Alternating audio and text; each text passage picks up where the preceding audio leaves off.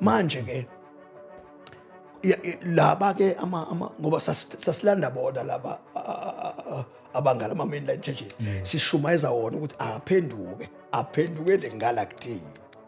Nangu ke uNkulunkulu esengena kubona manje kusindiswa bona futhi manje labe sithi siyabalanda ke abeze kuthini. All right, yaqhubeka ke indaba yethu ke sishumayela ke kwasho ukuthi thina sihamba namatende kwazalwa abantu la ematendeni manje.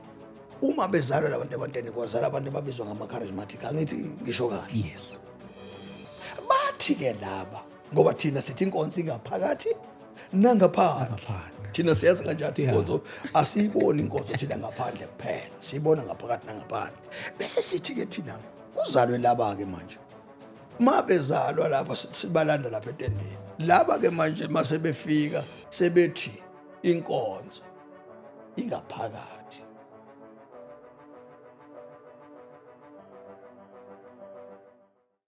Sanibingelela bazalwane egameni lika Jesu Kristu waseNazaretha. Siyambonga uNkulunkulu kakhulu nangaleli thuba bafowethu samukela ngezandla zombili. uNkulunkulu ke akanibusise nonke lapho emakhaya egameni lika Jesu Kristu. Siyabonga bafowethu uNkulunkulu indlela semsebenzini ngakhona nathi siyamangala. So siyabonga bafowethu nesupport yenu nje ekuthenini umsebenzi kaNkulunkulu ulokhu uqhubeke njalo. Siyabonga bafowethu uNkulunkulu ke akanimise anibusise nonke lapha emakhaya egameni lika Jesu Kristu. Ngibingeleleke kuzo zonke indawo wonke ama province la okufinyelela khona inhlelo zethu. Bafowethu nginikhumbuze ngomhla ka2 May siyobe silapha eThekwini ke eMkhumbane, kodwa ke ama details wonke sonikeza ngasekugcineni. Mhla ka2 May siyobe silapha eThekwini eMkhumbane, uMkhumbane Hall.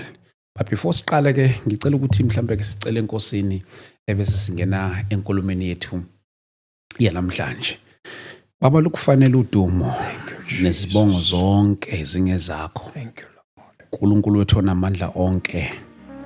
Baba wethu onamandla, thina sinawo amandla, wena onamandla. Thank you Jesus. Asikwazi nokwenza, wena owenzayo. uNkulunkulu wethu oyingcwele egameni lika Jesu Kristu waseNazaretha. Thank you Jesus. uNkulunkulu wethu oyingcwele gcwala ke nakule ngxoxo. uNkulunkulu onamandla uchichime. uNkulunkulu wethu onamandla egameni lika Jesu Kristu waseNazaretha. Zithintele nabantu bakho abasibukele emakhaya through nangazi ingxoxo lezi ezenzeka kule ndawo egameni lika Jesu Kristu waseNazaretha. We thank you Lord. Amen. Angithathele ithuba ngenkulu inhlonipho ngamukele ubabhishopi esinaye lapha namhlanje egameni lika Jesu. Babhishopi ngithathele ithuba ngikwamukele baba. Siyabingelela mfowethu. Yeah. Sithi mbukele ekhaya. Madoda. Nabazalwane bonke nje siyababingelela egameni Jesu. Ngiyaphila kodwa babhishopi. Jesu siphethe kahle. Nkosi yami. Lokusagcina na eGoli. Kunjani? Ngo-October. Cool. Hey, kungekuhle kanje babhishopi. Okumnandi. Kungekuhle kanje. uNkulunkulu siyambonga kakhulu. Ngithe ngenza i-call babhishopi ngikhuluma lapha noma mbhishopi ngithi mina cha lento yenze ngeGoli siyamthandaza uNkulunkulu ukuthi ake yize ngapha eKZN. All right. Ambuza ama dates ngazi mina hayi umhla ka2 mambishop umhla ka2 May njengoba siyobe silapha eMkhumbane. All right. eMkhumbane Hall. So sengithi nje before ngaze ngikhohlwe sigcine sengigijima nesihloko kodwa ngingasayimentionanga le. Siyobe silapha fowethu eMkhumbane Hall. eMkhumbane I think ufola ngaphansi kwa Chesterville. Angathi Noma Mayville noma Chesterville. Oh yes, so siyobe silapha na ke bafowethu kamanye amagama simeme Mayville, simeme Chesterville, simema iThekwumashu njalo njalo. Kuningi ke ama details wakhona sazolandela bafowethu. Bishop uyobe khona. Uyobe khona lapha na kuyobe konakele kakhulu. Isihloko sakho mabishop ngathi mina inkonzo kamoya. All right. Yeah, inkonzo kamoya. And babishop yabona nje ngikhuluma nawe ku January.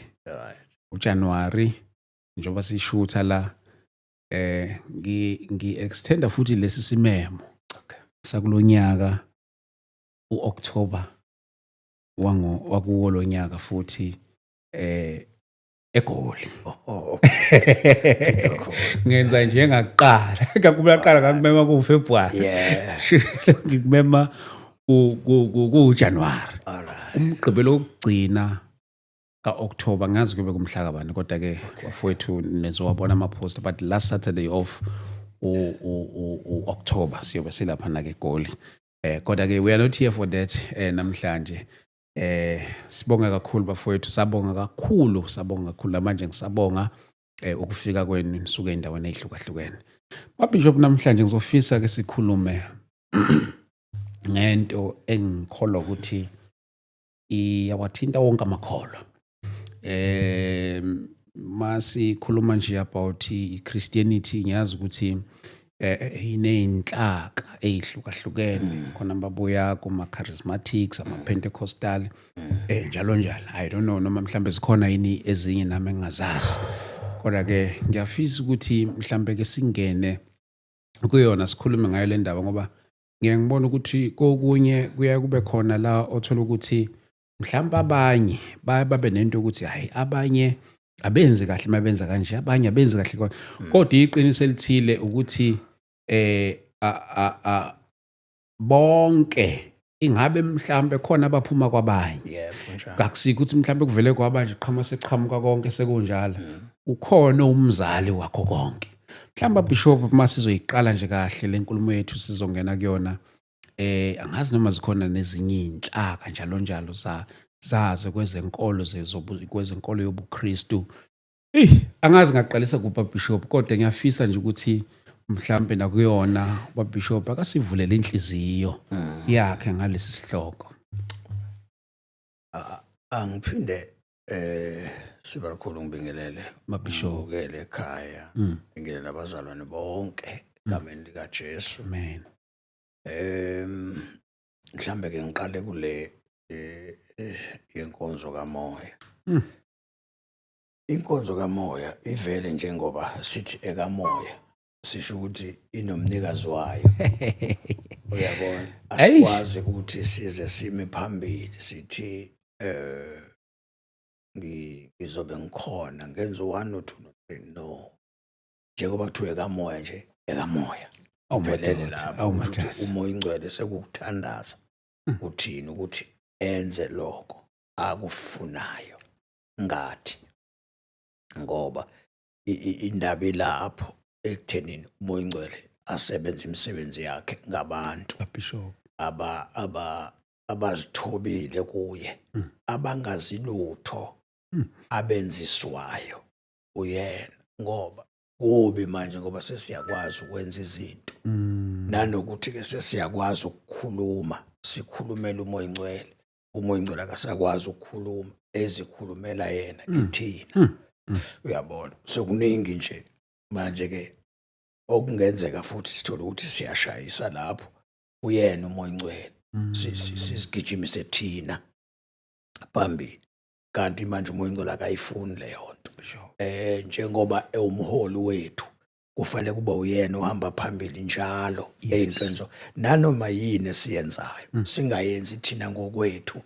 Uyabona, ngoba kuyosishaya njalo masenza izinto siyophuma sijabhile endaweni, ngoba suke sizilungisele kakhulu ukuthi uzoba u1 no 2 no 3. Ivele ingenzeki into okade uyicabanga ngengqondo yakho, uvele umoya ingcwele unendlela yakhe ekufanele-ke adedele umoya ingcwele enze into yakhe ayithandayo ngabantu bakhe. Okay. Yeah, bengifuna nje ukuveza lokho ukuthi angifuni sishayise sibakhulu. Yeah. Njengoba uNkulunkulu nje esiveza kanje, akasivezeli ukudlala, akasivezeli futhi ukuthi kube khona abantu abazoba bancane, kube khona abantu abazoba bakhulu. Usivezela ukuthi intando yakhe yenziwe, ayizokwenziwa yithina, izokwenziwa ngathi. Ngiyithanda le akuthina. No. Yes. Asingeni thina entweni ezinjalo. Okwethu ukumisa imizimba yethu la esifuna khona abese esebenza ke yena. Iyo ke lento esihlulayo phela esithi baba esihlulile kubo baba abadala. Bishop. Obaba abadala bazange baziveze. Baveza uNkulunkulu emangalisa nomoya ingcwele esebenza. Abanawo amagama. Mawungalalela nje amadoda awugcine ngwalalelile obaba uNicholas. Analo igama uthi noma senginingcwaba ningangingcwabi njengabantu abadumile ngoba mina ngiyinja nje. Ungathatha kanjani inja uyingcwabe ku right mabezenzela bona, but akube senhlizweni yethu ukuthi zonke lezi zinto ezenzakalayo ezenziwa uNkulunkulu asingabi thina negama kuzona. Akube uNkulunkulu onegama kuzona ngoba kuyoletha udumo kuNkulunkulu hayi kithi, ngoba once saduma thina siyolimala. uNkulunkulu uyosideda nje asuke kithi sishawe izinto ezincane kuphela emhlabeni ngathi engathi akaze qala ngenxa yokuphakamake. So ke bengifisa ukuveza lokho ukuthi umoya ingcwele siyamkholwa uzokwenza izinto ezinkulu emkhumbana, kodwa uye ozobezenza True ngathi. Awu madoda. Uyabona ke? Ya, ayikho into singabhosta ngathi ukuthi ngoba noma singazile ukudla sithi sizile ukudla sizilela yona u60 days kuyobonakala. Kuvele kungabonakali. Sesizile 60 days. Kanti yena into u60 days sozilela thina ukuthi sithobise inyama yethu. Inkosi yami. Ukuthi ithobele intando yakhe. Hayi ukuthi sizile ukudla ngoba sithi sifuna bonakala uNkulunkulu. uNkulunkulu akabonakale ngamandla akho, ubonakala ngawakhe amandla emntwini ozithoba. Bekuyiloko ncebe Nkosi ukuthi angidlule kuloko. Mhlambe ke bese singena ke kule. Hayi angisakwazi ukuyilinda impela yangalolu suku ethi ya injalo. Mawuvezena nje ncebe Nkosi once nje wathi bazalwane umuntu esihlangene ngaye la usekhona phakathi kwethu. Oh madoda. Once nje sasho njalo noma singashonga into eziningi uyazibonakala. Ya ikudla kube yakhe, kodwa uma ebona ukuthi kunendoda emiphambi kwakhe engathi iveza yena kanti siveza yona, uyathuleka ke. Kuyathuleka ke into emenza athule ingoba usuke ebona ukuthi kukhona umuntu phambi kwami ofuna ukuziveza engavezi mina uNkulunkulu. Wonke nje amadoda angemuva angikhumbuli neyodwa eyake yaziveza yona. Ayeveza nje uNkulunkulu. Futhi ke kuweso kwethu nceke Nkosi nanokuthi ke uNkulunkulu angasiniki isikole. Mhlambe wayenzela into ezinjalo. Angasiniki isikole ngoba uma ngake ngathola isikole kahle kusho ukuthi kabe nami ngaphakama njengabantu. Inkosi yami. Ayikho njoba ngihlezi ngisho ukuthi ayikho into enginayo engingayibamba ngithi le nginayo mina. Yonke into kaMoya Ingcwele ngoba ngiyazi ukuthi uma ngeke ngabheda uMoya Ingcwele uyoyithatha into zakhe kuze kube ngathi umuntu wayethwele kanti wayengathwele, waxabana nomnikazi wenkampani okuMoya Ingcwele. Wasekuthathwa wathatha into zakhe phela ngoba usasebenzi kuyena. Inkampani mongasayisebenzeli ncebe Nkosi izinto zayo iyazithatha. Same nakuNkulunkulu. Isipho kuphela uNkulunkulu angasithatha emntwini, kodwa sihleze izinto zakho zishone phansi ngenxa yokuxabana noNkulunkulu. Wonke nje amadoda kaNkulunkulu ayazi ukuthi uma efikela ebheda khona kunento ebheda ngoba ukulingwa, lento ekuthiwa ukulingwa ncebe Nkosi singesivimbe. Akekho umuntu ongafikelwa isikhathi sokulingwa, special umuntu oshumayelayo afikele isikhathi sokulingwa, kodwa kufanele athembeke kuye. Hayi kuMoya Ingcwele kuqala, kuwena nje uthembeke uzibothe ngihlatshwa ameva. Yazi kushuthi ke ngeke ngikwazi ukuma ngoba ngiyaxhuka ngihlatshwa ameva. Kufanele ngihlale phansi ngithola umuntu ozongibangula ameva, athi maseqedile ukungibangula aze liphole inxeba bese ngikhuluma ke.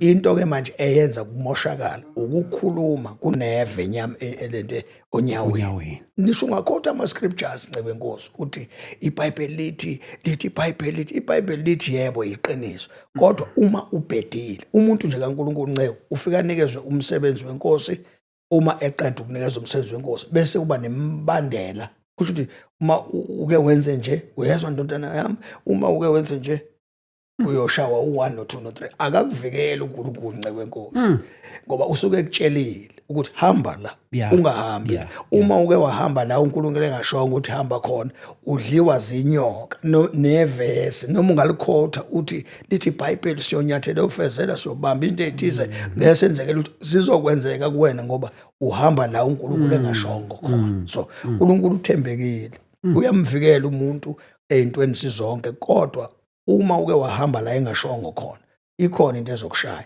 uma seyikushayile futhi kufanele uphenduke ukuvume ukuphenduka ukuthi yazini ngibhedileke manje so njengoba ngibhedile nje zinika isikhathi sokuhlala noNkulunkulu uzihlole uzibheke ezintweni zonke obhede kuzona uhlale phansi uqale phansi wayethi unkosikazi wami uMama Bishop Ciliza uye kuthi makwenzeka ubhedile wothi njengezingane ezidlala amathini uthi isithayimeni mathu isithayimeni kusuke kuzoqalwa phansi noma nini uma kuqalwa phansi futhi akubuzwa ukuthi bowudlale kanjani eqaleni no uNkulunkulu kanjalo mcotsho uyambona umuntu ophenduka ngeqiniso yingakho iBhayibheli lithi uma umuntu evuma isono sakhe esishiya ufumana umusa lento eshiwo yegrace ke isho ukuthi uma umuntu evuma isono esishiya esivuma ehamba naso esishiya uthola umusa kusho ukuthi ububi buyambozeka bese uthola ke manje ukukhuluma ke manje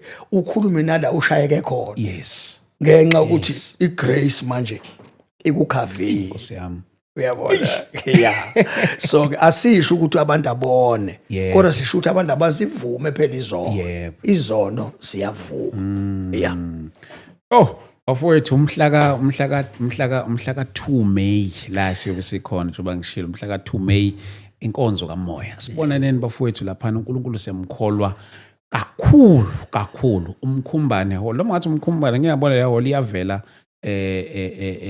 kuma Google Maps noma ngathi umkhumbane hall nje ithatha izwe yokubeka Bishop yabona indaba zama charismatics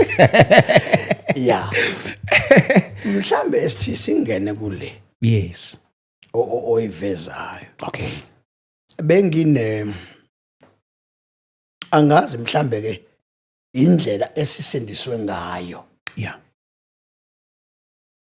nanokuthi ke mhlambe ke kube khona izinto ekuchazwa ivangeli uyabona ukuthi ivangeli indaba ezilungile noma indaba ezimnandi this that uyabona uhleke lokuyichaza into ngobuvangeli kodwa sikhumbula esithi masikhuluma ngevangeli sasazi ukuthi ivangeli khona umhlabelo ohlatshelwa kuthiwa lifikile ivangeli esizweni sakaZulu washona na ngoba lalifika ivangeli lithi malifika mhlawumbe masingaqala lapha kunamabandla lawa ayebizwa ngama mainline churches ama mainline churches mawungawalandela njengamanje noma mhlawumbe singawabizi ngamagama kodwa mhlawumbe singasho nje ukuthi mawungafika eWeseli nje noma ufike eLuthela uyabona mawufika eLuthela laba bantu nceku wenkosi angazi ukuthi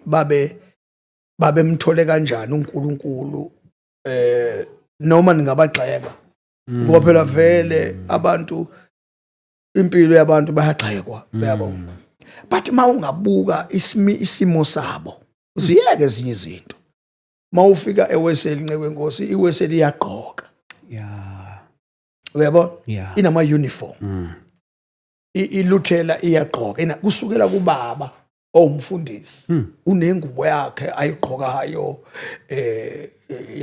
yaseWeseli noma yaseLuthela uyazi ukuthi mfowethu solo kwa10 ngeke uyibone iWeseli kuthiwa khona iWeseli entsha never ngeke uyibone iWeseli entsha ngeke uyibone iLuthela entsha wonke nje lamabandla noma sheshi ngeke ulibone isheshi kuthiwa hayi lamasheshi ke masha it's either makuthiwa umuntu uyisheshe entsha angaze ngizwe umuntu osuke ephumile kuthiwe wayekade ekhonza eWeseli uma esephumile eWeseli wayenza ngoba imainline church lapha eWeseli banento noma lamabandla nje umthetho angisho njalo Yes. ngizama ukuveza lamabandla wabonakalayo ayamesaba uNkulunkulu ngicela ukuveza lokho mfethu angaze ngibabona abantu abasaba uNkulunkulu kanje uyazi laba bantu nceke wenkosi noma ningasho izinto lisici ngabo libasho hamba uyobheka ukuthi laba bekade bemi khona sebegudlukile na abakazi bagudluka all right impilo yabo yayiyukugqoka Okay. begqoka nje futhi begqoka kahle laba bantu uyababona indlela abagqoka kahle ngayo into abayihlabelelayo iyathandeka emlonyeni beyihlabelela Yes. and nasempilweni yabo ke ekugqokeni uyabona ukuthi awu hey labantu laba mfowethu baphila impilo engazi ukuthi baye abantu laba abamanje Yes. abasindisiwe ngizoza kulabo abazalwane abathiwa abasindisiwe Yes. ube sewudlula ngoba ngize ngilinganise ngebandla lakithi la ngakithi elikhulu ngithi laba abantu banomthetho wabo uyazi mabengena nceke wenkosi ngisho baye babeka amatshe labantu bakithi Yes. uthi mawungena khona bayigadile leyanto mfethu ungazi uthi angazi ukuthi ungathi khonani lapha phakathi kwamatshe kodwa indlela abaqoka kahle ngayo bamesaba uNkulunkulu emfethu uyazi ngikhuluma iqiniso phambi kaNkulunkulu ngize ngilinganise ngithi mina uyazi ubaba uNyazi uhlala la ehlala khona kodwa abantu basemandawe abakhonza onyazini baphila sengathi unyazi uyayizwa mfethu engathi lula unyazi ngeke umuphe lwamuntu ukudla okushisayo ngomgqibelo uyazi indaba umthetho wonyazi wathi noma umthetho wakashembe wathi so uma sesithola iplatform thina simala sifike sibaxeke sibasho bawo Saturday this umbuzo wami uthi yini wena enhle oyenzile ezokwenza ukuthi bona babone uNkulunkulu kuwe kunokuthi ubaxeke ngoba uma ugxeka into yomuntu iba nento enhle phela oyivezayo ezosiza loyo umgxekelayo now ke laba abantu ke mfowethu impilo yabo kwatholakala ukuthi impilo kwazovela ke umoya kaNkulunkulu ngizothi ngisho njalo umoya kaNkulunkulu wafika khona phakathi ko UCC Yes. kwakuthiwa ke iAmerican board Okay. yeah abanye balandwa khona ko UCC abanye balandwa khona uNkulunkulu wesefuna ukunabalalisa umsebenzi kaNkulunkulu angazi kwenzakalani kubona ngoba angifuni ukungena ezintweni zabe ababezenza eziphathelene nezindaba zasemakhaya abo namasiko abo angifuni ukungena ngoba eyangelinye ilanga leyo nto engiyoyikhuluma futhi ngoba akufuneki umuntu agxeke into angayazi fana umuntu ovela agxeka amadlozi agxeke yonke into mase umlando ethi uyayazi kahle lento ethi uyidlozi yini yona leyo nto idlozi akalazi kodwa uyaxeka uyakhahlela ushaya yonke into uJesu angikholwa ukuthi kwakunjalo right uma ke nceke wenkosi ngoba ivangeli ke labo baba ke laba ke bama Pentecostals Yes. bazalwe ke umoya ngcwele Yebo. ebazala bevela kuma mainland churches uma ebazala abafundise umoya ngcwele laba Okay. isikole bengenaso Okay. lapha nje kuma mainland akulula ukuba umfundisi ungazange uye esikoleni Eish. uyofunda Eish. kwafika ke manje indaba kamoya ngcwele la umoya ngcwele ebafundisa ke laba uyazi umoya ngcwele ngesikhathi ebakhipha lapha ubakhiphe lapha ugqokwa kukuhle uma beqala lento yabo yama Pentecostals uma beyiqala indaba kamoya yasebenza indaba kamoya yaqala yenza kanje indaba kamoya kulaba ke abaphuma lapha amakele yaba mabeshumayela ivangeli ngoba sengiyangena kulento uma beshumayela ivangeli esithi ivangeli lavelela laqala emzimbeni ebantwini ngicabanga ukuthi abantu abadala bayangizwa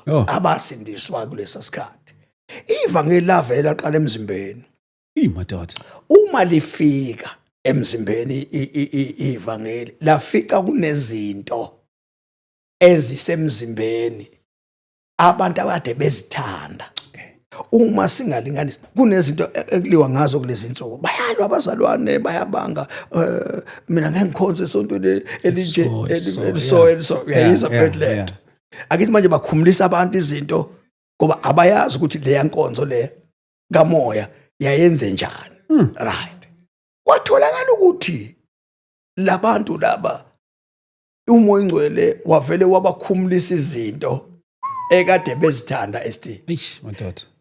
hayi ukuthi ebakhumulisa bo uvela ngene kumuntu ngamunye athi uyigqokeleni lento ayikhubule athi uyifakeleni lento ayikhumule athi wenzeleni kanje akuyeke wabayekisa umoya ingcwele lento la kuma Pentecostals manje kwabiza ukuthi ke ivangeli sazi ukuthi ke thina liyamkhumulisa umuntu izinto ufuna ungizwe kahle Izwa kahle babishop.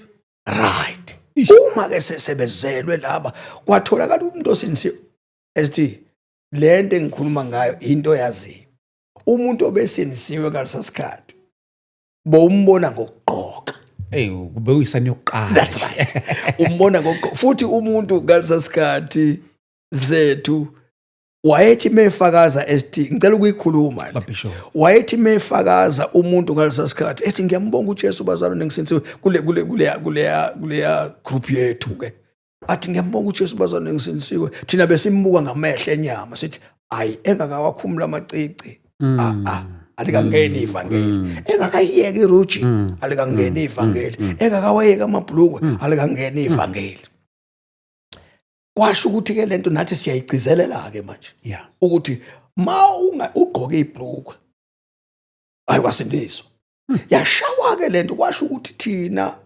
lamabandla lawa ama-Pentecostals hayi ukuthi ayiyeka ngisho ukuthi iyashawa lento Even namanje mfowethu ngifuna ukukukhombisa ukuthi ukuhlukana kwethu kuhlukane kanjani kwasho ukuthi into esifundisiwe thina nesiphile ngayo ayisakhumuki futhi asisayikholwa enye into right kwasho ukuthi manje ivangeli sesiqhubeka nalo linje leli ke lethu wathola ukuthi manje liyalambisa leli lethu ngoba siyabhamba phela thina siyashaya make kwangena inkonzo nje thina sinayo indaba ukuthi sithi soqondisa kahle ivesi akithi uyayibona leyanto siqondisa ivesi manje ngoba uqondisa ivesi lokhu manje kuyasilibazisa ngoba ngesikhathi siqondisa ivesi umuntu manje uvela ngene enkonzweni enjalo angaphenduki right inkonzo yethu ke yama Pentecostals yagcina ke igcwala kumhlaba wonke singadlelani futhi namanye amabandla Okay. no umzalwane welinye ibandla lingasinzwanga bengaganwa kithi nathi besingaganwa kuye ngoba bekuyumjuda nomsamariya Nje kwangadlelwana. no futhi lento elishoyo nina lithi thina sikhonza uNkulunkulu oyedwa asiyazi thina ukuthi sikhonza uNkulunkulu oyedwa ngoba besibuza thina sithi usho kanjani ukuthi sikhonza uNkulunkulu oyedwa ube wena wenze nje thina singakwenzi lokho uthi wena sikhonza uNkulunkulu oyedwa isho ukuthi wena nowakho uNkulunkulu nathi yini indaba uNkulunkulu engakwazi ukuhlukanisa wena nezinto thina sihlukanisile ngoba sasinento ethi uNkulunkulu siyamazi mayesefikile uyamkhumulisa umuntu izinto manje ke laba ke ngoba sasilanda bona laba abangala ama-mainline churches sishumayeza wona ukuthi aphendukele ngala kuthini nangu ke uNkulunkulu esengena kubona manje kusindiswa bona futhi manje labe sithi siyabalanda ke abeze kuthini all right yaqhubeka ke indaba yethu ke sishumayela ke kwasho ukuthi thina sihamba namatende kwazalwa abantu ke la ematendeni manje uma bezalwa labantu ematendeni kwazalwa abantu ababizwa ngama-charismatic angithi ngisho kahle Yes. bathi ke laba ngoba thina sithi inkonzo ingaphakathi nangaphandle thina siyazi kanjani inkonzo asiyiboni inkonzo thina ngaphandle kuphela siyibona ngaphakathi nangaphandle bese sithi ke thina ke kuzalwe laba ke manje mabezalwa lapha sibalanda lapha etendeni laba ke manje mase befika sebethi inkonzo ingaphakathi uJesu nje umuntu wangaphakathi hayi ngaphandle lento silosithi abantu abagqoke kahle bafake imishukulo bafake izikete ezinde bangaveza amakhwapha emasontweni old fashion uyakizwa esi kwavele kwanoqhekeko esingese uqambela amanga kwavele kwanoqhekeko laba ke manje bavuka benamandla into abiyashesha and kuyagcwala ngoba bakhuluma into yangaphakathi kodwa manje into eyenzakala ST lento yangaphakathi yabo yabenza manje bangahlukani nezinto okay lapha kuthina bawuthi makusindiswa insizwa ificwe ihleli nentombi bengiyokhomba eba ezinye insizwa esezindala beyithi mayifica ihleli nentombi lemfihlo beyifika ingene ngaphakathi iyenza insizwa ihlukane nentombi ne angithi eish right intombi yakhona ngalesa sikhathi noma ivangeli esilishumayelayo intombi uma ithengelwe iboyfriend iselfone ayikwazi intombi ukuthi ithi iyahlukana neboyfriend ngoba yenza into esingayi-understand ukuthi intombazane ithi iyahlukana neboyfriend kodwa iselfone yeboyfriend ikuyona nesiketi seboyfriend sila kuyona uyayithola lento nendlu yeboyfriend ila kuyona leli lethu belilinzima ngoba noma linzima lethu ngoba iselfone yentombazane nceke enkosi iyashiswa ish madoda noma yomfana iyashiswa asilazi leli thina elithi asambe nazo zonke izinto kuzobonakala ngendlela besingayazi thina kanjalo besazi ukuthi thina umuntu mayephuma kula masonto angale egqoke ama uniform angiqamba mangale into ngikutshela yona ubeyifika iuniform la igoqwe ifakwe emlilweni sure uyayizwa lento ngoba ngeke usayigqoka futhi ngeke uyithathe iuniform uyinikeze omunye umuntu amantombazana akhona abethi megqoka amabhlukwe abethatha bayazi abazalwane laba sindiswe ngesikhathi zethu ukuthi amantombazana asindiswa ngesikhathi zethu amabhlukwe awo ashiswa sure nceke enkosi kwakushiswa amabhlukwe kushiswa izingubo kushiswa amabhayi kushiswa yonke into nje owawuyithole ngale asazi thina ukuthi wawukwazi ukuhlala nomuntu okholelwa kwenye inkolo kodwa ukwazi ukuhlala naye kanje njengokuthi nje mhlambe sithi umuntu njengeyisangoma umuntu uma eyisangoma asisho ukuthi wayemumbi ngoba usathana ngifuni kanjalo kodwa isangoma ekhaya nje ubaba wami omncane wayazi ekhaya ukuthi usasingahlali ubaba omncane mawukuthi isangoma siyasindiswa kuthathwa izinto zigoqo zishiswe nomgode nesigodlo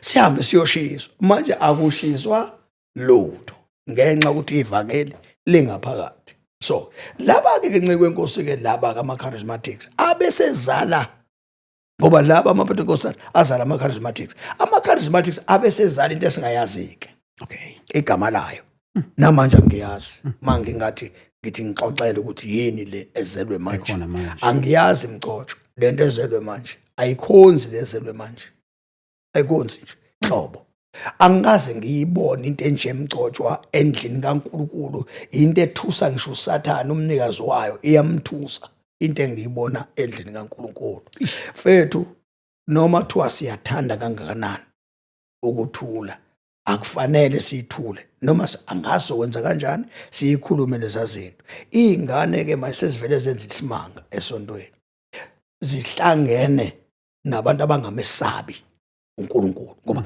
ukuqala kokungamesabi uNkulunkulu kuqale khona phela endlini kaNkulunkulu kwase kuphumela ngaphandle kwangena abefundisi endlini kaNkulunkulu fethu baqala bajaja manje angithi uyabona ke manje ukuthi njoba seqala ungaqhokwa manje zabona izingane ukuthi omama befundisi baqala manje bayeke ukugqoka uyabo njoba beyeke ukugqoka omama befundisi bathi izingane zenze njani kusho izingane fanele ziyeke ukwenza njani nazo ukugqoka kusho ukuthi lento ezalwayo kwemanje futhi iyavele yaba weak nginazi izinto engingazibeka mcotshwa ngoba mhlawumbe sengikhuluma kakhulu. Bishop. Nginazo izinto engingazibeka ezenza umonakalo ngalesi simo ekuthiwa umusa kaNkulunkulu. Umusa kaNkulunkulu awunjalo, awubenza abantu baye ezonweni.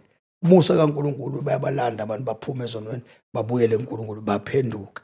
Manje-ke esontweni Ncebe Nkosi sekunomdlalo khona, sekuvele kugidwe esontweni. Yazi esontweni Ncebe Nkosi hayi ukuthi kuyagidwa, kuyadanswa. Sekuvele kudanswa esontweni, kudanswa. Ekugcineni kosuku Ncebe Nkosi mawuthi uyashumayela, iy'ngane zivele zisuke la zihambe ziyohlala emnyango. Madoda. Uyazi indaba, intshumayelo iyasibhora. Into emnandi kuzona ukudansa. Now azisashunyayezwa iy'ngane ngevangeli lokuhlukana nezona. Angithi manje ayisakhulunywa indaba yokuthi abantu bazoya esihogweni. Esekho.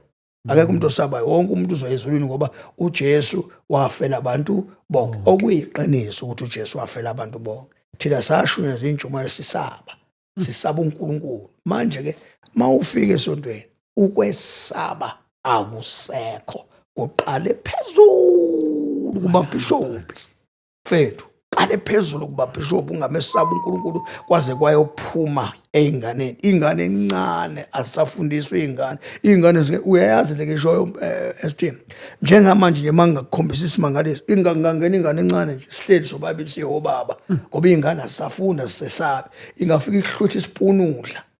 Madoda.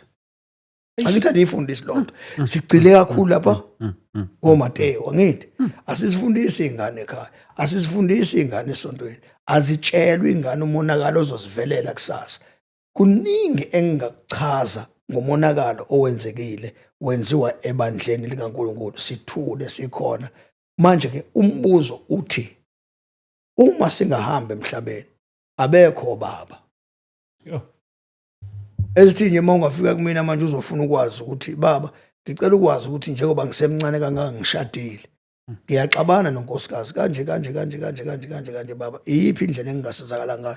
Bese ngithi mina hayi awuvula uMateyu 24 verse 1. Nceko ayikwazi ukusizakala kanjalo. Kufanele ngikhulume mina njengobaba, hayi njengobishop.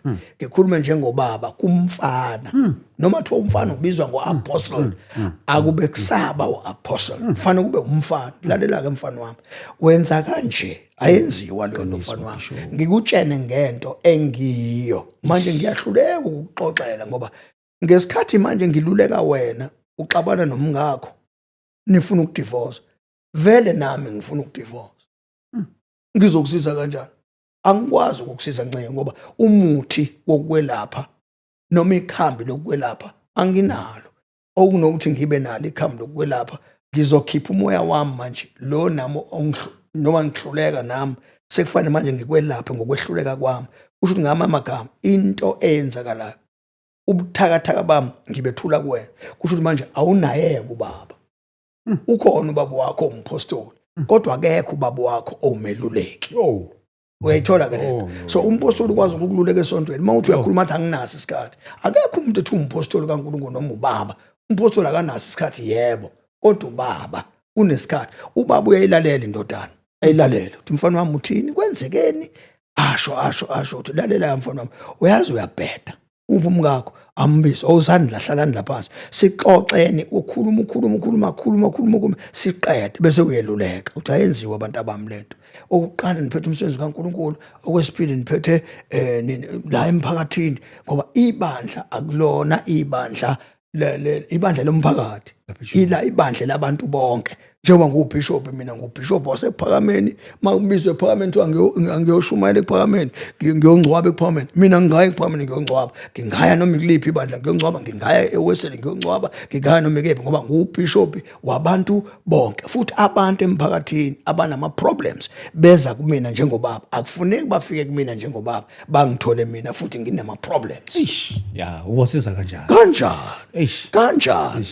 So iyo-ke lento ke ngisho Ncebe Nkosi ukuthi njengoba ibandla linje, ibandla bese kufanele lihlele kusuka phezulu manje beyobuza-ke ukuthi imikhondo yasemandulo yayithini bobaba, besizochaza ukuthi hayi Ncebe Nkosi kwakungenziwa kanje.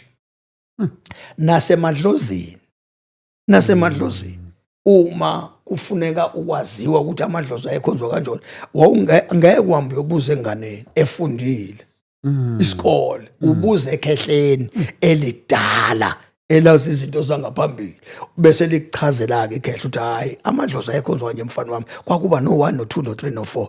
Manje akulula ST ukuthi siyichaze indaba ngoba asizwakali kuthiwa thina sinawo amavesi. Okay-ke njengoba singenawo amavesi, injani impilo yabantu abanamavesi, injani imizi yabantu abanamavesi, kunjani ukuhlala ekuhlaleni kwabantu abanamavesi, ngoba abafuni ukwehla bezobuza kuthina thina amahlathi sibachazele ukuthi ehlathini bafana bami kuphilwa kanje.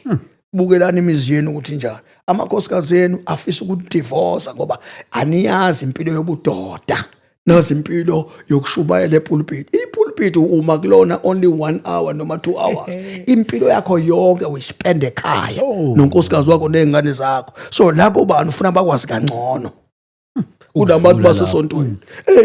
Ngoba ivangeli awukwazi ukulivela sesontweni ungazange uliveze ekhaya. Ucanga ukuthi ngixa noma umbishop bese ngiyoma epulpit ngithi mina uJesu uyinkosi, ngiqamba amanga hlaza, ngifafaza umoya omubi bazalwaneni, special obaba abashadile, ngibenza babe buthaka njengami. Noma ngingathandaza mcoco, awukwazi ukuyothandaza kukubi, awukwazi ukuthandaza kukubi. Kufanele ulungise isimo bese uye emthandazweni, ngoba ukuthandaza ukuxoxa noNkulunkulu, ufike ubike udaba lakho, futhi uma ubike udaba lakho kunakela ulibeke emntweni before yeNkulunkulu. Uyayibona ke lonto. So ngicabanga ukuthi ke man of God zonke ke le igaba ke njoba zazi right ngaphambili.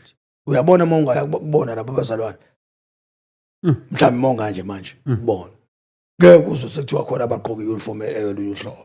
Noqinisile. No mfethu, no right. Mase uza la kuthina ke njengamanje into enzeke akuyona into endala le yethu yokuthi sixabane.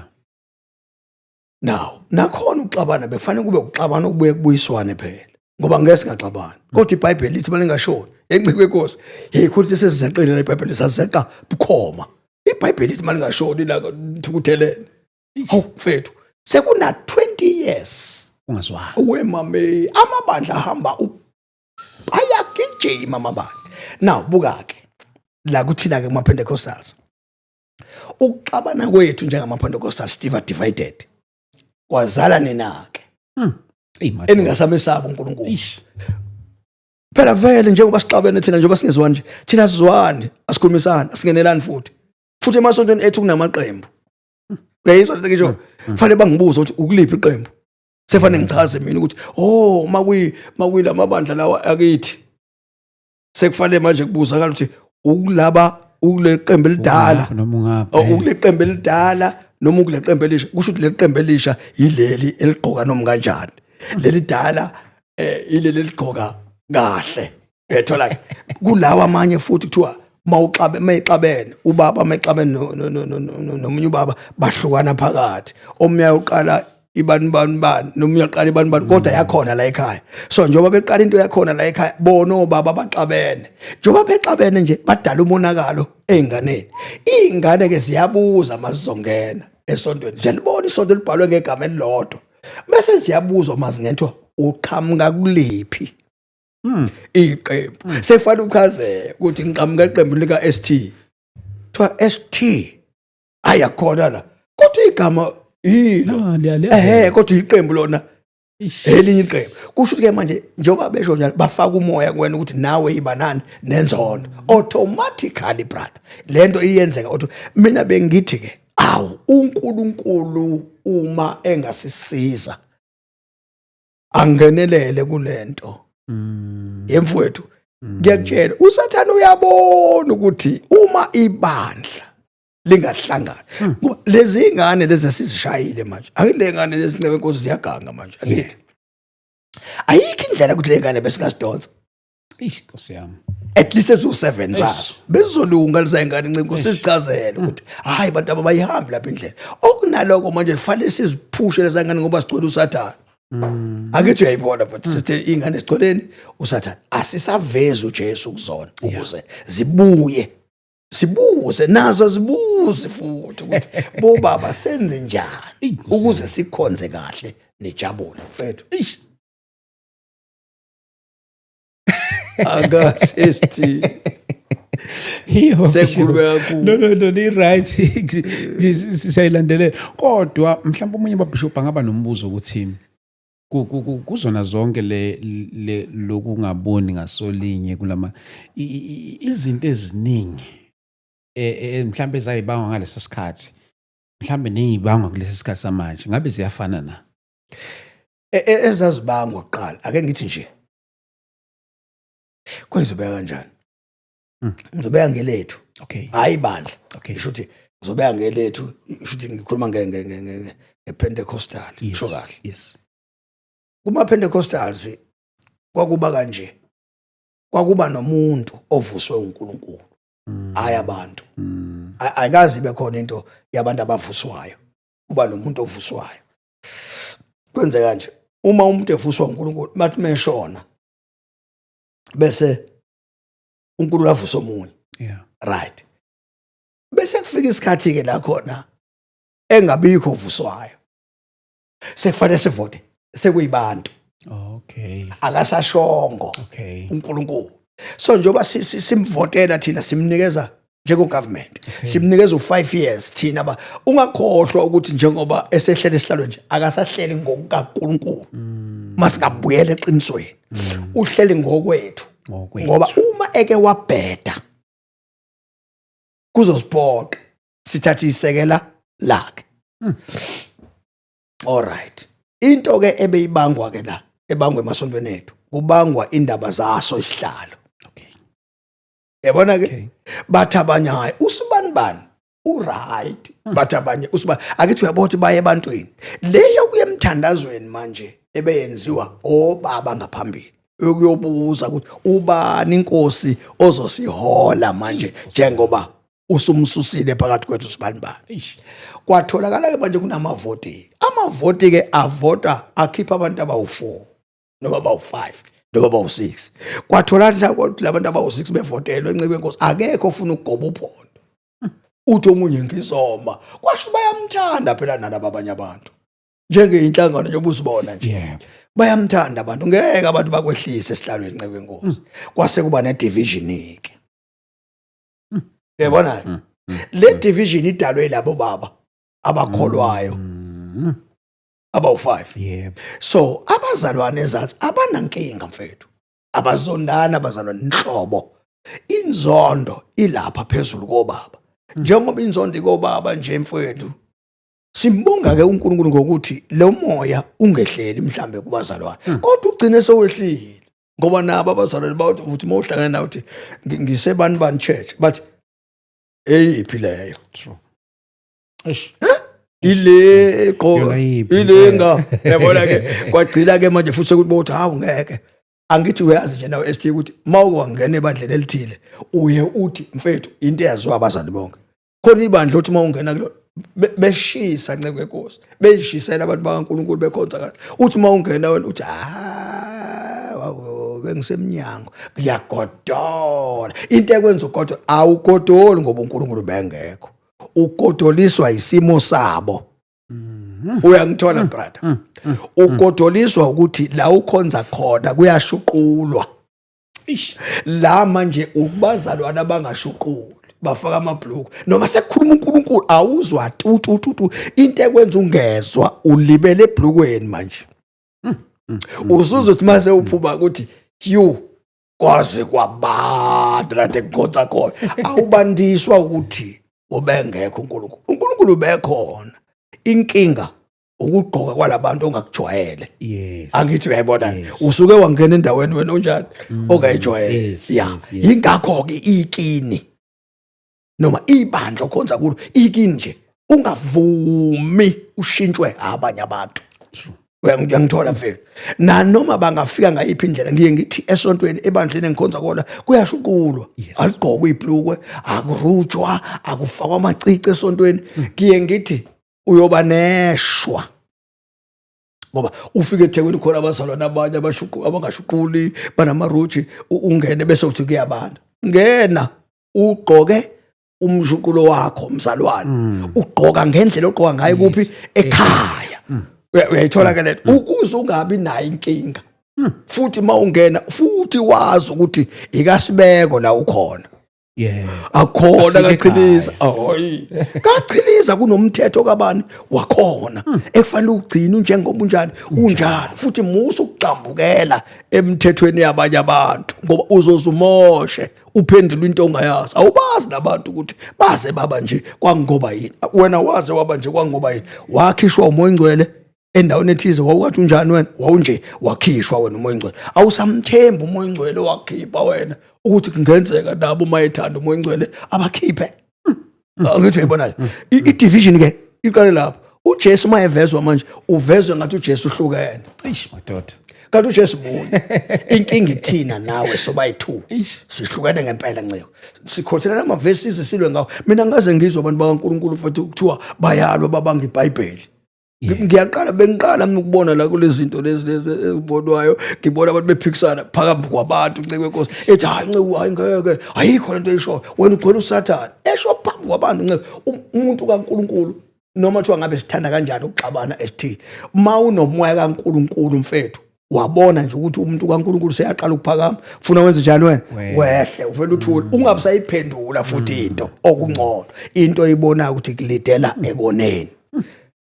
So ke amabandla ke la wethu ahlukana ke nceke wenkosi kwazalwa ke labantu abangahloniphiki abangamesabi uNkulunkulu kanjalo ke umbuzo ngazi bowuthini konje bowuthini ST ngoba ukuthi like izinto ababeyibanga kudala nezinto ezibangwa manje ngabe mhlambe isafana lezi ezibangwa manje na ke kunje nakhona futhi akukona angithi laba nina njoba manje group yenu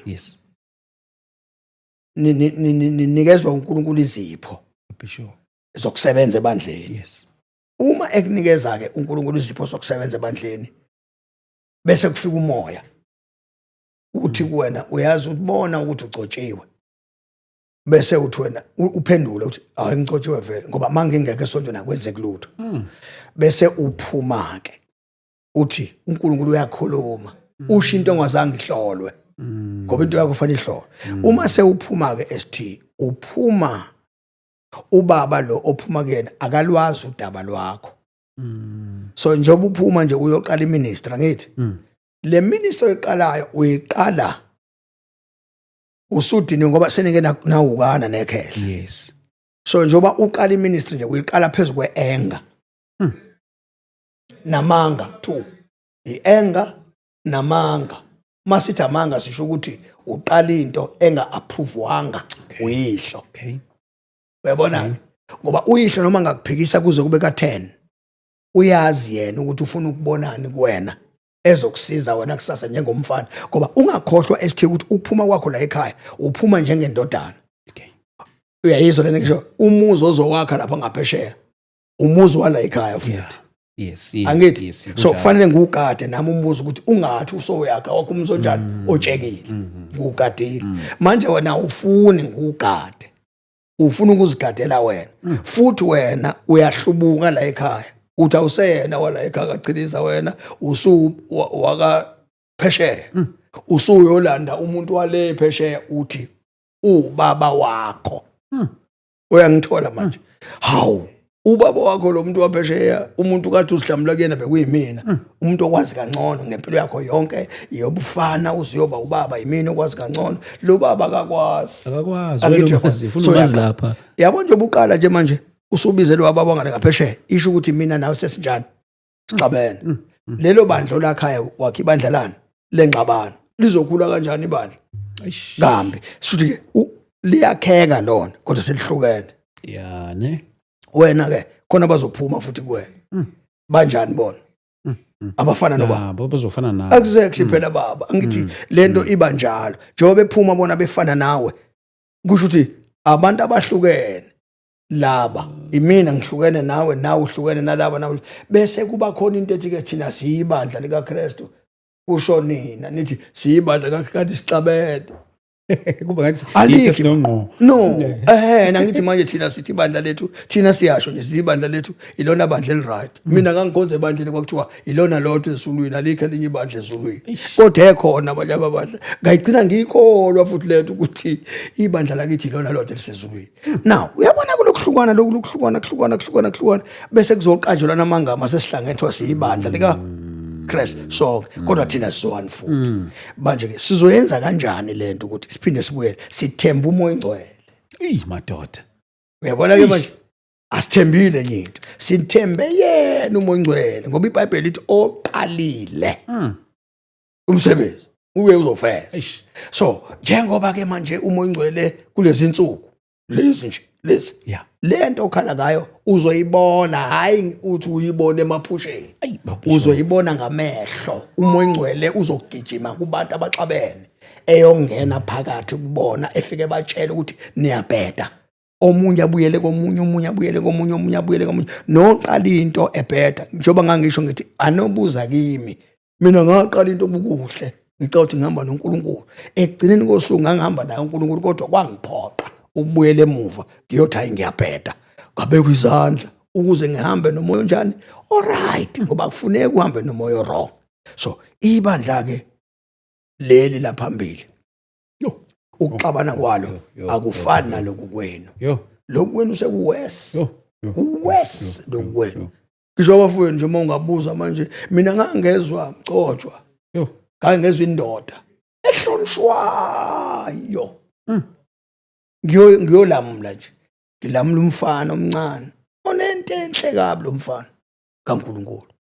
Mangithi ngiyalamula, uyazi ukuthi lo mcotshwa avele athi akhuluma ihlazo lo mfana. Ngithi mina umfana makade ehlambuluka kuwena, phela umfana uhlambuluka yonke into nceke. Angithi uvuma izona athi ngenza ukuthi baba, ngenza ukuthi mase sixabene, so uyakhuluma usebenzisa lenhlambuluko. So uthi ngeke kwaba u1 no2 no3 wena, ukuthi nokuthi wena, ukuthi nokuthi. Ngithi mina hawu madoda, bakhona abapostoli kodwa baba bekho. So isho ukuthi kuhlukene la. Lo mfana nje obekhishiwe kuthiwa hamba ayosebenza esebenzela inkosi, kusho ukuthi akasebenzi kahle lo mfana, usebenza namatshe kayise. Kusho ukuthi baphiko baba abagruma, awukwazi kakhuluma isingisi lamboto, bapha abantu abazogruma abafana esizothi mase sidlulile thina labafana babe yinto esiyiyo. Kusho ukuthi masifa akusekho lutho ngoba abafana basondele thina nathi asisondele kubo. Isho ukuthi ekupheleni kwale generation kuphelileke. Uyayibona ke lonto. Sithandazela umoya ingcwele manje ukuthi akasisize umoya ingcwele asenze sibe obaba, asenze sibe amabhishophi angempela, azothi makusondela umfana simkhulise kube nomama befundisa abazokhulisa amantombazana. iBhayibheli amantombazana amancane akhuliswa omama abanganani abadala. Manje amakhosikazi enu bayengena emshadweni abasekho ma. Nani maningena emshadweni abasekho baba. Kukude yonke into ke manje niyenza ningazi ukuthi yenziwa kanjani. Bishop iyajula le. Ayijula ngempela. Kodwa ke indlela osekuba ngayo babishop, do you think kuzoba njani ke? Kuzoba right. Kuzoba right. Kuzoba right. Umoya ingcwele usasibekile insukwana zincane. Madoda. Usasibekile, siyamethemba. Siyamethemba ukuthi ngeke kufiwe sekhona. Ngeke ngoba nabo babe besibethemba ST. Bakhona obaba besibethemba. Sithi bazolamula kule generation. Labo baba bavele benza into engingayazi. Bafunzwa imali. Yafakwa emlonyeni. Imali kubona. Ngevangeli. Abantu besizobuza kubona ukuthi senze njani makunje. Bavele bathotha imali, bafunzwa emlonyeni, bathule. Bathi mabefunzwa emlomeni, wavele wabona izinto zijike emabandleni abo. Zangabi ngendlela kade ziyiyona kuqala. Bagcwele imali eswini, bathengelwa ama Mercedes Benz. Bafakela kuma accounts imali ezithe. Ngeke basakhuluma. Ngeke umshaya umuntu. Ngeke umshaya umuntu okufitayo. Imgcotshwa ngeke umshaya umuntu okufitayo. Kodwa mina nginaso leso sikhathi. Eish. mina nginazo leso sikhathi hayi akunayo leso sikhathi nasikhathi nje angifuni mina umuntu ozongena nemali esontweni acabanga ukuthi uzongirula uma ungena nemali esontweni ucabanga uzongirula ngizokushumela nasekhanda lakho nanga hayi imali yakho kusakaze nayo makubiza ukuthi thatha imali yakho nemoto yakho nabantu bakho uphuma uhambe ngoba angizele mina ukuzodlala ngizotshela umuntu ukuthi akahlukane ezonona ahamba ezulwini finish and clear uma uthi uzongifunza imali emlonyeni bese uthi ufane ngithule khohlwa sekumele khona bakuthinta ukhohlwa cebe Nkosi khohlwa ngisho ngiyele ekhaya uthi uzohlala nami phansi imxoxwa uNkulunkulu uthe asikuthengele imoto entsha angiyifuni ke kwayona ke imoto into ethu imoto nje angifuni umzalwane ngithengele imoto angifuni lonto uma ngithengele imoto ufuna hamba elapha emaphoyiseni awubhala incwadi emaphoyiseni abuyisa ummeli wakhe bhala incwadi ezothathwa ifayilishwe kahle iswe lapha emaphoyiseni iyogcinwa emaphoyiseni ukuze athi mase ingqondo seyibuyile kahle ngoba fanele ingqondo yakhe isigcine ibe right abone kahle ukuthi benikela noma benzela abantu ubugebengu phela mningi nje manje kakhulu mningi kakhulu hawu mina ngabona befundisa umfundisi enikela imali kanti wenzela ukuthi abantu bazonikela ekhipha imali enkulu eyibeka phansi enzela ukuthi abantu banikele beshunene uthi lalela ke ngizoshaya imali engaka ngenza ukuthi abantu banike angithi uyabuza lobo bugebengu obuhlelekile beBhayibheli kusho ukuthi nabo bakwazi ukuvula iBhayibheli benza ubugebengu so asilifunde lo vangeli iminikelo esontweni yokunikelela uNkulunkulu wenzela uNkulunkulu asikashayelwe imithetho ngayo yemadoda uyabona mhlawumbe mangakufakazela kafushane lapha esontweni sakhindlu yeso okay sakhindle sona mhlambe liyadli million plus sure asinazo isikweletu sayo lutho asinazo isikweletu sayo sikweletu ukuthi khona umuntu waqhamuka noma sahamba saye ebhenki sathotshele ke manje no uNkulunkulu wavela wasenzela isimanga sihleli nje lela vangeli wabotha khona sathi sihleli nje kosumuntu kaNkulunkulu eqhamuka ngale molweni umuntu kaSomandla wavela wasungathi uNkulunkulu uthe bazalwane yo uthe lapha phakathi kwenu kodwa wathi omunye ngino 50,000 omunye ngino 50,000 yashawa imali yashawa kwashona konjiniya kwakhokhwa kwakhiwa indle esonto indle enkulu madoda enkulu kwafakwa istructure insimbi zabuya zafakwa asimkoleti umlungu uNkulunkulu wakhuluma ebantwini baletha imali yebo mangikhuluma ngalento kuba buhlungu ngcebe Nkosi la ngoba ngafundisa imangaliso mina ngake ngafundisa imangaliso inikela abazalwane baletha imali uMoyingcwele wasebenza ngoba khona into sengisho ukuthi ivangeli esalithola elenzisa abantu izinto lisekhona laba bamanje bathulisiwe uthuliswa obaba bethuliswa omama bethuliswa omakoti bethuliswa osisi benemali basebenza labantu bamanje banemali mawushumayela wena ushaya izono abakuniki lutho bathi uya wenzani sazi bathi wenzani bathi ushumala ihlathi ihlathi ngiyalithanda ihlathi awungiyalithanda ihlathi mawungabuza inyanga ukuthi ihlathi lisiza ngani inyanga lisiza ngokuthi ehlathini inyanga ithola lonke uhlobo lemithi kodwa uthole esitaladini lapha nje uthi uyofuna befundisa abantu ezinto labafunde kakhulu uthi uzothola ukuphila mina ngiyayazi into engikhuluma ngayo Ncebe Nkosi ufike kumuntu uthi uhlala phansi naye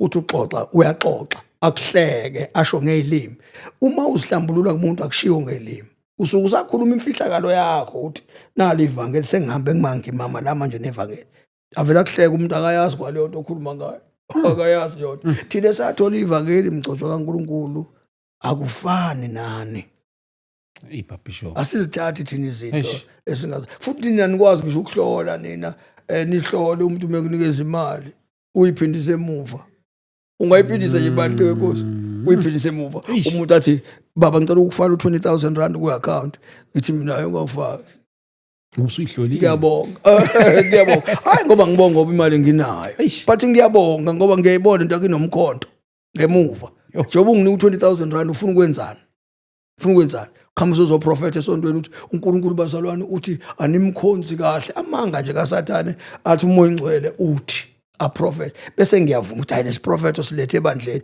Ncebe Nkosi cewe Nkosi. Yebo Bishop. Nangu umonakalo esontweni bo. Yo. Prophet okhishwa izinto ezinkulu esontweni. Thina sithule ngoba ingiphuma imali lento yangifaka imali emlonyeni sekufanele manje iprofet esontweni. Iziqambe namabazalwane uthe uNkulunkulu uthe uMongcwele akuphiwe ubishop akuthengele ubishop imoto. Amanga leyo nto. Amanga lo uMongcwele emethi angithengele imoto. Kufanele atshele wena moya utshatshela ibandla. Uma wena unesifiso ukuthi ibandla ngithengele imoto isho ungathi uMongcwele qhambela uMongcwele amanga. Ayifuneki lonto. Manje leli bandla manje limbi ngeNkosi limbi linamanga namanga Nje leyo Bishop ngicanda isihloko nje sisodwa le baningi abantu abalimazene Banamanga. leProphet. hayi banamanga manga lihlaza amanga lihlaza uyabona ngeNkosi umuntu akhuluma into eyimanga mina Jehova ngiphakathi kwenu ngi1 no 2 and uyazi nceke sigobe phansi sisiguqe ngamadolo sikotshiswa isonakala uyangizwa mfowethu sikotshiswa isonakala asikaze siphenduke nangelilodwa ilanga sifuna nje uzongena phakathi kwethu destroy umsebenzi kaNkulunkulu ngoba abasekho abantu abahlola omoya futhi nanokuthi nje umuntu athi uyakhuluma ethi mina Jehova nje shut up Satan ngoba umuntu mekwathi shut up Satan eprofeta wadinwa waduba akuyena uNkulunkulu loyo Ayish. uNkulunkulu adubi Ayish. uNkulunkulu adinwa Ayish. Ayish. mawumphikisile uNkulunkulu makuthi uyakhuluma phakathi kwabantu kuzothuleka ukuthi nya kodwa uzophinda uNkulunkulu noma ungamphikisa uzophinda uNkulunkulu kodwa lo dubayo uyamuzwa usekulela bandla nangi manje seyoprofeta lapha nangu seyoprofeta inhloboni lethi asiyazi imcotsho letho thina asiyazi ngempela nkulumo iqiniso asizazi thina lezi zinto ezenzakala esontweni njengamanje thina siyathuka nje esontweni ukuthi ngaphi esontweni sekwaba nje esontweni siyathuka isho ukuthi ibandla likhona asilazi lihle bangalichaza abanye belichaza ngemibhalo lihle kodwa singabuza imibuzo nakubona ngoba asinqeni ukubuza kobaba abashumayelayo nabaphethe imfihlakalo sibabuza ukuthi mfowethu lento eyikhuluma uyithatha esikoleni noma ila engqondweni yakho sefana chaza ukuthi uyithatha esikoleni noma engqondweni noma uyilande kumoya ngoba uma uyingcwele into ayikhulumayo mfowethu iBhayibheli manje lithi izwi likaNkulunkulu liyinkemba liyahlaba aliqamba manga so izwi likaNkulunkulu uma ulikhuluma noma ungalikhuluma kanye one verse linga spreader lingena inhliziyo abantu abawu 2000 basiniswe ngezwe lodwa. But Bishop mase ngibuka nje lezi ikhazi zakudala nangendlela yokukhonza ke kuloko akudala nokukhonza Akufani. nje sikhulumela nje ukukhonza kwasenkonzweni akufani mfowethu mhlambe okay angazi ukuthi mhlambe sibakhulu usho kuphi ngoba phela ukukhonza mhlambe kukhona izinto ezinjenganje ake ngibeke nje ngithi ngesikhathi sethu Bishop mhlambe ngazi mangatifunda leli verse Okay. Bishop Romans chapter number 12 okay angazi ke ngoba ingisizile ke inkosi mhlambe ke manje lithi ke 12:1 okay angazi ngilifunde ngalendlela mina ngiphethe isizulu lapha Bishop lithini lelo Romans chapter number 12 yeah verse 1 kwabaseRoma isizulu sithi kwabaseRoma amaloma 12 verse 1 yeah ufundeka kanje yeah ngakho okay isihloko sithi ukuhamba okungcwele lithi a living sacrifice to God ewusuka madoda right ngakho ke ngiyalincenga yeah bazalwane yeah ngobubele bukaNkulunkulu yeah ukuba ninikele imizimba yenu yeah ibe ngumnikelo ophilileyo yeah ongcwele yeah othandeka kuNkulunkulu yeah kube ngukukhonza kwenu Yeah. kokuqonda nenze njani ningalingisi lelizwe right kodwa yeah niguqula isimo ngokwenziwa ibe intsha ingqondo yenu okay mfethu ngicela phela ngilifunde ngoba khona mhlawumbe uzofuna ukuzwa ukuthi thini and so dear brothers and sisters I plead with you to give your bodies to God because of all that has done for you, let them be living and holy sacrifice, the kind he will find acceptance. This is truly the way to worship him. Verse 1 again. Yes. Verse 2. Don't copy. Yeah, what's the word?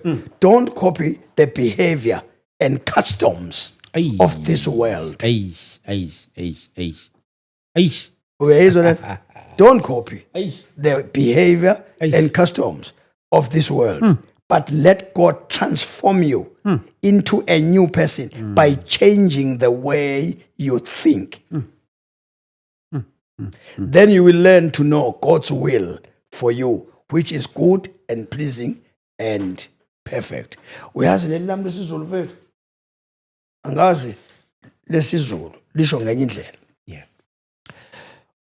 Before izinto zonke thina besinikela imizimba. Yeah. Okay. Uyayithola ke lento? Okay. Yeah, besinikela imizimba. So umzimba mawunikelwa, angithi thina besikholelwa ukuthi angithi mabechaza lababa ama theologians ayawuchaza umzimba ukuthi umzimba yilo nalo ngaphakathi. Yes. Right. Besinikela imizimba ke thina. Ube umnikelo ophilile, ophelele, Yeah. othandeka uNkulunkulu. Kusho ukuthi izinto esizenzayo besizenza kuwona lo mzimba. Njengokuthi uJesu uma esuka ezulwini ezemhlabeni wanikela umzimba, hayi umoya. Ngoba umoya lithi iBhayibheli wathi ezandleni zakho ngiyawubeka. Yeah. Angithi uyabona? Kusho ukuthi umzimba wawunikela, wagwazwa, kwaphuma igazi. Uyigazi laphuma la. Aliphuma emzimbeni kamoya. Laphuma la igazi. Kusho ukuthi kwakuphoqa ukuthi umzimba wakhe awunikele. Iwona phela umzimba lo mfowethu olala nabantu besifazana. Iwona umzimba lo. Angithi uyazi emasontweni manje abefundisi baphuza utshwala. Bongayazi leyo nto. Baphuza utshwala befundisa emasontweni manje. Baphuza utshwala nje babufihla, bayaphuza futhi. Right. Ngawo. Lo mzimba. Phela lo mzimba iwona uqamba amanga. Lo mzimba iwona owenza izinto engathi kunezinsizwa. Oh, ngingayikhuluma le. Engani kunezinsizwa ezihlukene nezono, kodwa asihlukene gelekeqe nezono. Zithatha amafoni lawa, zibuke amantombazane la elalana, zibuka abantu belalana. Lo mzimba bongayivumi leyo nto ukuthi kubukwe amafoni kulalwana ngoba umfana mekwabuka ifoni kulalwana, shosho uzolala naye, elala nentombazane engekho. Madoda. Uyabona lesifo ke manje sandileke manje emhlabeni. Isifo sokuthi abantu sebeyekile ukusaba uNkulunkulu ngoba imizimba yabo sebeyiyekile, sebekwazi ukulala ngayo, amantombazane engekho alale kodwa ngawo umzimba azazenelise ngendlela azozenelisa ngayo, futhi ayikho into emthintayo. Mawukhuza sikhuza thina sithi yeka ifoni nokubuka abantu besifazana abanqunu noma ubuka abantu belalana. Umzalwane osindisiwe akayibuki ifoni enabantu abalala nayo ngoba iyamlimaza emzimbeni wakhe. Emzimbeni iTV makudlala ama generation, umzalwane osindisiwe abantu abaqabula naye akababuki ngoba uzoqabulana nobani yena njengoba eyisingile. So sifundisa lento ukuthi musu ukubukela mfana wami noma musu ukubukela baba kanti awunaye umuntu ngoba nakhona futhi kwabashadile ST kodwa lento yaqhubeka manje nakwabashadile umuntu oshadile akufuneka abukele iTV abona abantu beqabulana bese ethi uzwa nolala nonkosikazi wakhe alale naye ngoba naku ebona abantu beqabulana. No, akona lokho ukuthanda unkosikazi. Lento inkanunko, ulala nomkakho ngokweinkanunko ngoba usuke wabona abantu abathanda naye. Yini ungayenziweni into kumkakho ungabonanga ku television? So lezi zinto ke esizikhuzayo ebezikhuzwa kuqala imizimba bekuyinto yokukhonza uNkulunkulu kungesona into yokudlala thiwe uNkulunkulu ungaphakathi. Angithi uyabona nje ukuthi uNkulunkulu ungaphakathi shuthi umzimba ungaphandle. Singenza nanoma yini esithanda ukwenza, hayi ukuthi singenza noma yini esithanda ukwenza, kodwa kulula ukwenza izinto ngaphandle manje. Amehlo asawagezi ngezulu kaNkulunkulu, imilomo yethu isikhuluma noma yini, inhlamba zingena la emadlebeni ethu. Akuselula esithi ukusebenza kaNkulunkulu nathi ngoba asinawo umzimba ongcwele othandekayo uNkulunkulu. Asinawo esithi uyabona umoya ongcwele masithina uzobe sebenza umoya ongcwele, sisho ngoba umoya ongcwele uzosebenza. What about thina? madoda. La makhehla bemkhonza uNkulunkulu ST. Ubona kuvela indaba zenhlambuluko nje kwenzelwe leyo nto ukuthi vuma ukuthi khonani la ngaphakathi. Phela thina besihlambulula izinto ezila engqondweni. Sizihlambulula uyazi ingqondo yami manje ingitshena ukuthi uyazi ukuthi ingqondo ngikutshela nini into engingasazi nina nazi lutho. Kuye ukuthi kukhonzwa ST. Lento engishoyo bazoyizwa abafowethu bazoyizwa nabazalwane engishoyo. Kuye ukuthi kukhonzwa usathana ngene engqondweni yakho. Umzalwane emiphambili egqokile ingubo wena umkhumule umkhumule umqede ingubo uzikhumule zonke ingubo uthathe yonke into la kuwena wenza into yenzayo kuyena esepulpit usesontweni mase uphuma esontweni uthini uthi praise the Lord kodwa lapha phakathi kuwena kade ujudgisa umzalwane wabona ubunqunu bakhe waze wafika endlini wenza izinto ezingafanele ngabe uyazenza awufuni ukuzihlambulula. So ibandla lelaqale ke beliphila kahle. Elamanje nceke Nkosi. Hayi mcotsho. Bayasaba ngithi niyasaba manje ukuvuma izona nini. Uthi ngene izivuma izona ngoba naso. Ihlazo ilona lelo ke lokuthi ulufakela ngaphakathi ihlazo. uNkulunkulu methu uyafika enhlizweni yakho kugcwele amantombazana. Uyafika uNkulunkulu wakho kugcwele ukuzilala. Uyafika uNkulunkulu wakho enhlizweni yakho kugcwele amaphone.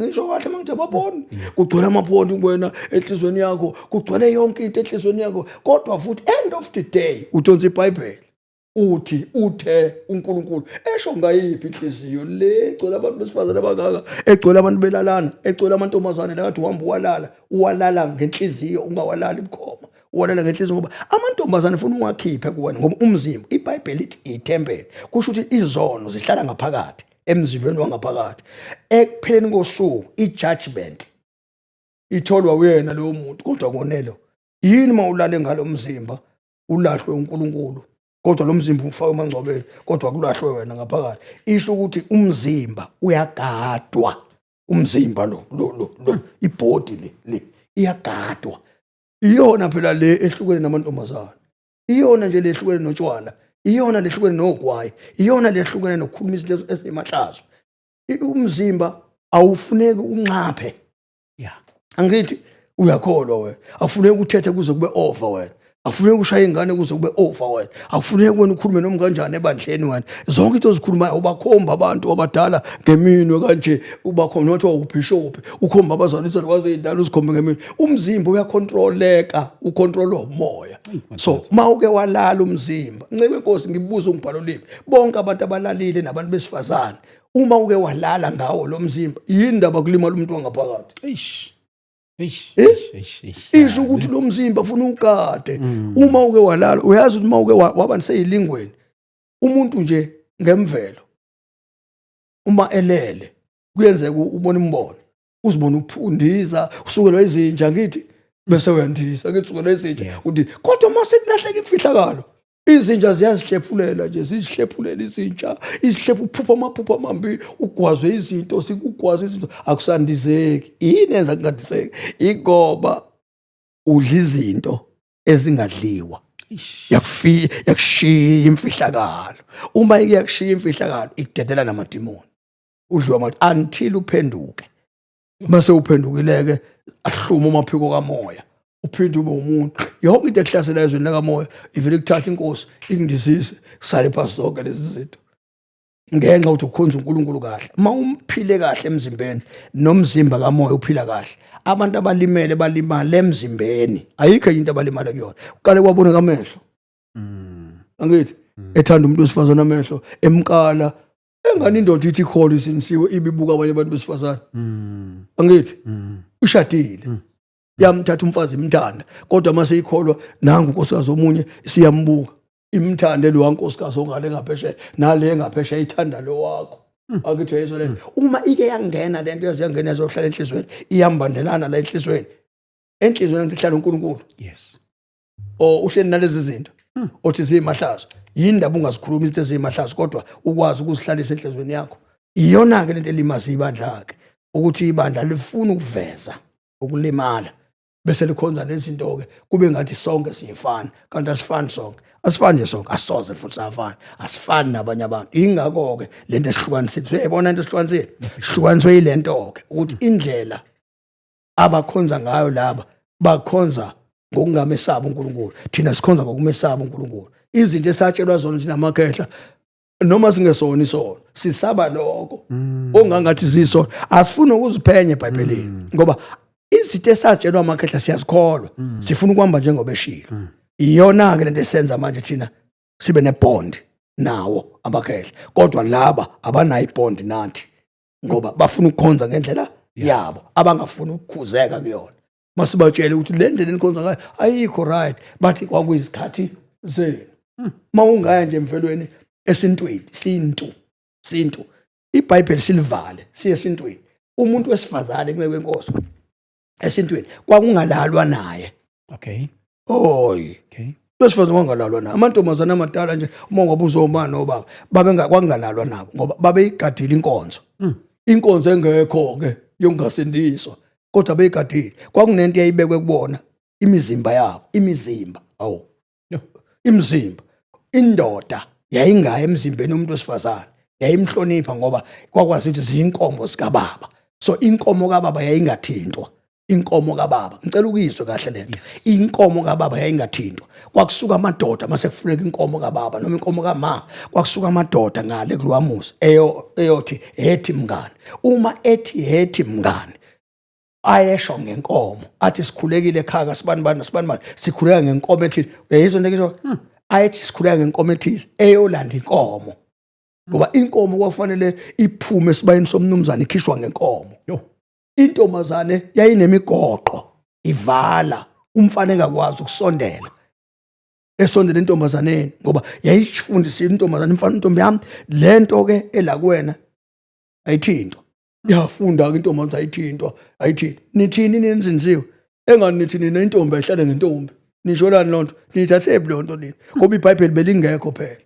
nithatha lento ukuthi intombi ayihlale ngentombi ndibuya ngapha nasoke kusho ukuthi thina sizogcwalisa ngembhalo manje sigcwalisa into ebesivele siyiyona kwasekuzalweni kwethu thina besifundisa ukuhlonipha thiwa sihlonipha ubaba nobaba uyihlo nonyoko uyahlonishwa ubaba noma thiwa ngabe wakamkhise noma ngabe wakagumede bedonsa uswazi akuhlabe ngoswazi mawuphethile emgwaqweni nina nithini la nithi eBhayibhelini nohlonishwa nonyoko niyakwenza nini anikwenzi sasikwenza thina sashawe noma umuphi umathi sashawe noma ubani thina kodwa nina anikwenzi yini ndaba ningakwenzi nihlulekwe nina imvelo nazo nihlulwe isintu nagcina senihlulwa na iBhayibheli yayibona lezo zinihlule zonke kufanele kubuyele uNkulunkulu ke manje madoda ngaye uJesu shuthi uJesu ufike nento enhle yokuthi kubuyelwe kuNkulunkulu nanti izwi lakhe selifikile hloniphani inhlolo nyawo asihloniphenike kwengazalwa esithikizalelwe ekhaya lutho mntama angithi uyambona uJesu kuzaliwe kwazalwe ekhaya bekuba ihlazo into ngani mayizali yazalwe ekhaya yes right nithini kini neBhayibhelini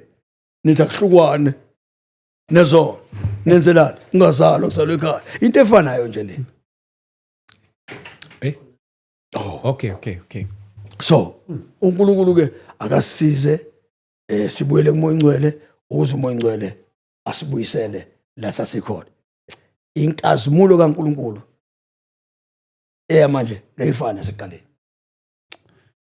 Bishop uNkulunkulu siyamdumisa kakhulu ngawe Bishop ngiyazi ukuthi mina masuke sehlele kanje singakhuluma ilanga lonke ngoba kuningi kodwa nje engithanda nokugcizelela kakhulu bafowethu Bishop zobiseshilo inkonzo kamoya ongcwele sibe silapha eMkhumbane ngomhla ka2 May ngathi nje uMkhumbane une Google Map yokuthatha iyozo yokubeka asibonane khona lapha nabafowethu uNkulunkulu siyamkholwa kakhulu ayeza kana amanye ama episode esiyobe sinikeza more details about inkonzo esiyoba nayo eGoli ekupheleni konyaka ngoOctober umgqibelo ogcina I think i-date or i-31 ngisakhumbula kodwa nje last Saturday of October siyobe silaphana sisazama ukusizoyiconfirm indawo you might go back khona laphana eDlamini kodwa ke angaconfirm kwamanje asazozama episode la so confirm khona lena ke Bishop eGoli siyokhuluma inkazimulo all right inkazimulo yokugcina le eGoli uNkulunkulu ke usiphe lesi sihloko sokuthi cha ake siyokhuluma ngenkazimulo yokugcina.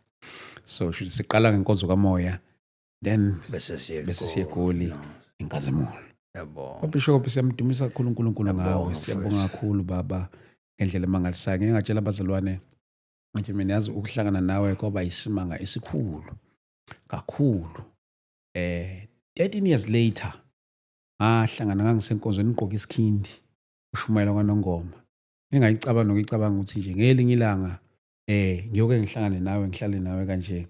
Wangiprofetha ngigqoka isikhindi ngisenkonzweni ngigqoka isikhindi nje ngihambela nami njengabafana bonke enkonzweni kanti uyokhuluma izwi elithile uthi hey uNkulunkulu uyokusebenzisa ngendlela emangalisayo.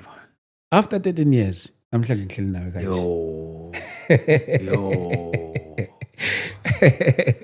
13 years later namhlanje nginawe kanje. uNkulunkulu ngempela usebenza emfihlokaleni. Siyabonga kakhulu uNkulunkulu ngabe Bishop and futhi uma ingqondo zethu zingathi hayi azikukholwa ukwenza kwaNkulunkulu ngabe siyayikhohlisa. Ngabe nathi siyayikhohlisa uqobo. uNkulunkulu ngimbonile namanje ngisambona. Angangazi nami ukuthi ngelinye ilanga umuntu uyokwenza umsebenzi kaNkulunkulu othinta thousands and thousands of impilo zabantu ngalolu hlobo. Angazi mhlambe nawe uthi uyothi that is why even uthi uma uprofetha ngalesa sikhathi ngaze ngakhohlwa ngisho ukukhohlwa kwakungekho ngisho ukuba khona engqondweni yami kodwa namhlanje sila namhlanje konke lokhu kuludumo enkosini. Siyambonga kakhulu uNkulunkulu baBishop egameni likaJesu. Mhlambe baBishop namazwi akho okugcina nje ungawanikeza abantu emakhaya lokho ngakusho nje ekugcineni baBishop. Yeah, no, siyabonga kakhulu mfowethu esithi engakusho mhlambe egcineni lokuthi mhlambe ke kubafowethu abasinisiwe ngoba le ndaba ingapha ingathi Yes. asifuni ukuphumela ngaphandle.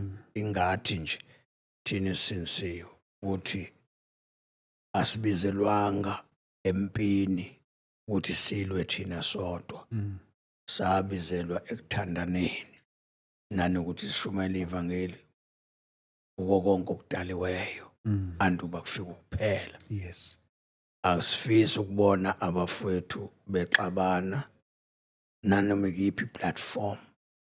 Sibone bephikisana belwa kuze kube sengathi lento abayikhulumayo vele bahlukene. Kuyavela akufuneki uJesu abe u4 eyedwa. Kufanele abe yi1 eyedwa. Ongathi ongezwa kahle komunye abuzisise.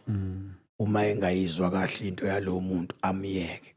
Unenqubo yakubo. Yes. Ngeke ayishintshe inqubo yakubo. Okay. Ngenxa yenqubo yakho.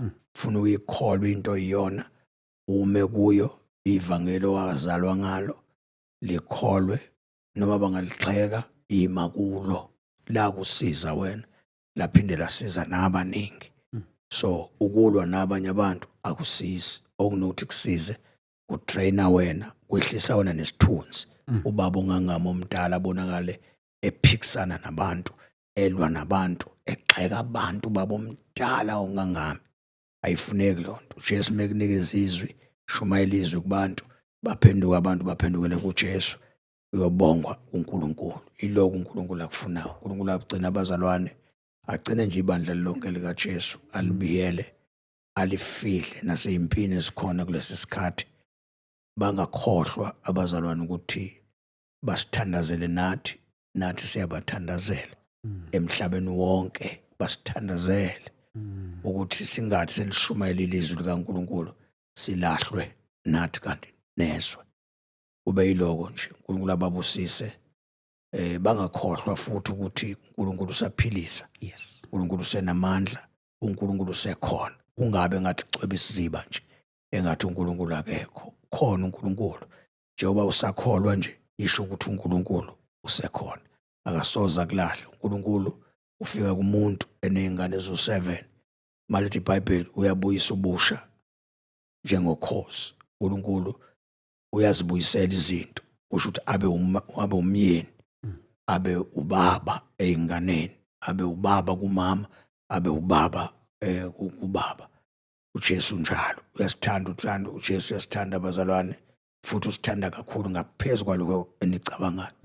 Sho ukuthi nocabanga uzibulala angazibulali. Sisekhona. Sikhona sonke.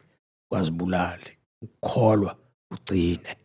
Mawuzuthi uyahluleka xhumana nabantu abazokusiza. Nathi sisekhona.